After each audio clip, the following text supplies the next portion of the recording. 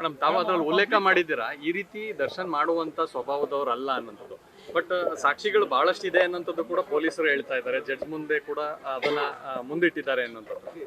ನೋಡಿ, ಪೊಲೀಸ್ ಅವರು ಅಥವಾ ಕೋರ್ಟಲ್ಲಿ ಏನು ನಡೀತಾ ಇದೆ ಅದಕ್ಕೆ ಯಾವುದಕ್ಕೂ ನಾನೇನು ವಿರೋಧವೂ ನಾನು ವ್ಯಕ್ತಪಡಿಸ್ತಾ ಇಲ್ಲ, ಯಾವುದಕ್ಕೂ ನಾನು ಕಮೆಂಟ್ ಮಾಡಲ್ಲ. ಯಾಕೆಂದರೆ ಅದು ಕೋರ್ಟಲ್ಲಿ ಇರೋ ವಿಚಾರವಾಗಿರೋದ್ರಿಂದ ಖಂಡಿತ ನಮ್ಮ ಯಾರಿಗೂ ಅದರ ಬಗ್ಗೆ ಮಾತಾಡೋ ಒಂದು ರೈಟ್ ಇಲ್ಲ ಅಂತ ನನ್ನ ಅನಿಸಿಕೆ.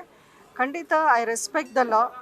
ಕಾನೂನಿಗಿಂತ ನಾವು ಯಾರೂ ದೊಡ್ಡವರಲ್ಲ. ಆ ಕಾನೂನು ಏನು ಹೇಳುತ್ತೆ ನಾವು ಕೇಳಲೇಬೇಕಾಗತ್ತೆ, ತಲೆ ಬಾಗಲೇಬೇಕಾಗತ್ತೆ.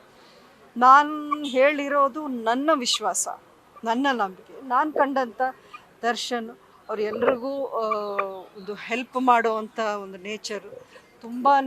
ನೀವು ನೋಡಿದ್ದೀರ ನನ್ನ ವಿಚಾರದಲ್ಲೇ ಆಗಿರ್ಬೋದು, ದರ್ಶನ್ ಯಾವ ರೀತಿ ನನ್ನ ಪರ ಇಷ್ಟು ವರ್ಷಗಳು ನಿಂತ್ಕೊಂಡ್ರು ಅಂಬರೀಷ್ ಅವರ ಅಗಲಿಕೆಯ ನಂತರ ಅನ್ನೋದು ನೀವೆಲ್ಲರೂ ನೋಡಿದ್ದೀರ. ನಾನು ಆ ರೀತಿಯ ದರ್ಶನ ಮಾತ್ರ ನಾನು ನೋಡಿದ್ದೀನಿ. ಇದು ಬೇರೆ ವಿಚಾರಗಳು, ಸಾಕ್ಷಿಗಳು ಅದರ ಬಗ್ಗೆ ಮಾತಾಡೋ ಒಂದು ಪೊಸಿಷನಲ್ಲಿ ನಾನಿಲ್ಲ. ಯಾಕೆಂದರೆ ಅದರ ಮಾಹಿತಿ ನನ್ನ ಹತ್ರ ಇರೋಕ್ಕೆ ಸಾಧ್ಯನೇ ಇಲ್ಲ. ಅದೇನಿದ್ರು ಪೊಲೀಸು, ಕೋರ್ಟು ಅಲ್ಲಿ ಪ್ರೂವ್ ಆಗಬೇಕು, ಸಾಬೀತಾಗಬೇಕು. ನನ್ನ ಮನಸ್ಸು, ನಾನು ಅವನ ಒಂದು ಮಗನಾಗಿ ನಾನು ನೋಡಿಕೊಂಡು ಬಂದಿದ್ದೀನಿ. ಒಬ್ಬ ತಾಯಿಯಾಗಿ ನಾನು ಖಂಡಿತ ನನ್ನ ಮಗ ಈ ರೀತಿ ಮಾಡಿರಲ್ಲ ಅಂತ ನನಗೆ ಅನಿಸ್ತಾ ಇದೆ. ಅದು ನನ್ನ ವೈಯಕ್ತಿಕ ಅಭಿಪ್ರಾಯ. ನ್ಯೂಸ್ ಫಸ್ಟ್ ನಿರ್ಭೀತಿಯಿಂದ ನಿಮ್ಮ ಪರವಾಗಿ.